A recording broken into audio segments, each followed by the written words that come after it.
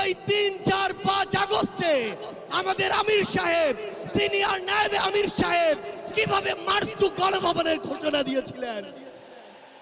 আমরা স্পষ্ট করে আপনাদেরকে একটা কথা বলি, এই ২৪ পরবর্তী বাংলাদেশে আমরা যারা অভ্যুত্থানের সহযোদ্ধা ছিলাম, আমরা যদি ঐক্যবদ্ধ থাকি, আগামীর বাংলাদেশে আর কোন ফ্যাসিস্ট কোন নামে কোন ব্যক্তিকে সামনে রেখে কোন দলকে সামনে রেখে এই বাংলাদেশে দাঁড়াতে পারবে না।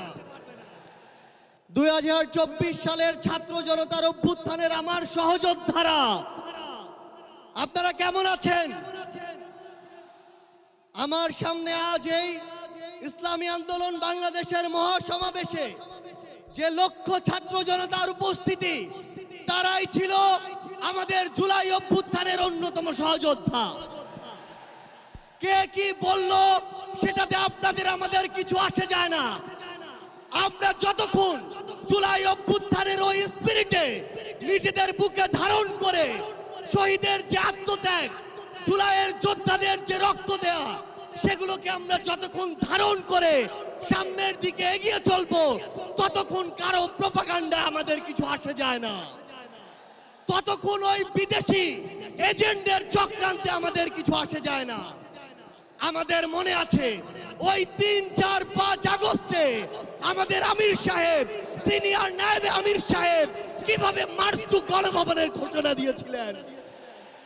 আমরা স্পষ্ট করে আপনাদেরকে একটা কথা বলি, এই ২৪ পরবর্তী বাংলাদেশে আমরা যারা অভ্যুত্থানের সহযোদ্ধা ছিলাম, আমরা যদি ঐক্যবদ্ধ থাকি, আগামীর বাংলাদেশে আর কোন ফ্যাসিস্ট কোন নামে কোন ব্যক্তিকে সামনে রেখে কোন দলকে সামনে রেখে এই বাংলাদেশে দাঁড়াতে পারবে না।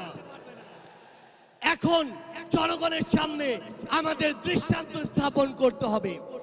আমরা আমাদের কাজের মাধ্যমে প্রত্যেকটি ক্ষেত্রে যেন সেই দৃষ্টান্ত স্থাপন করতে পারি।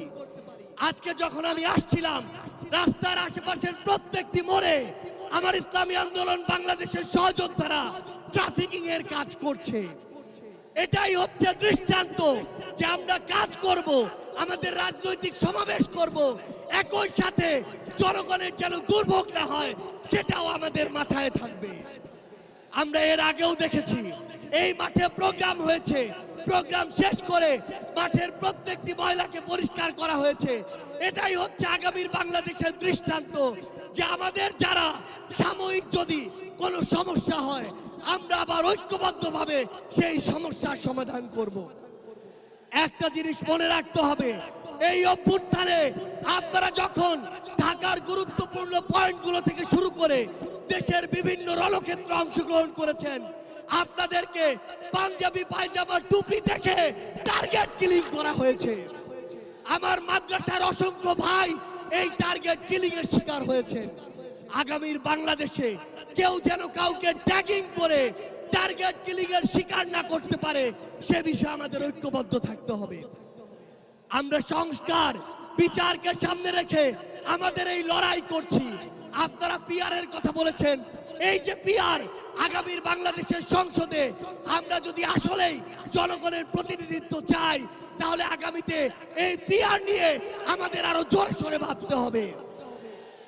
আমরা আপনাদেরকে স্পষ্ট করে আমাদের জাতীয় নাগরিক পার্টি এনসিপির পক্ষ থেকে অঙ্গীকার করি, বাংলাদেশের প্রশ্নে, জনগণের প্রশ্নে আপনারা যদি ঐক্যবদ্ধ থাকেন, আপনাদের সাথে কাঁধে কাঁধ মিলিয়ে ২৪-এর মতো এনসিপি আবারও আগামীর বাংলাদেশে লড়াই করবে।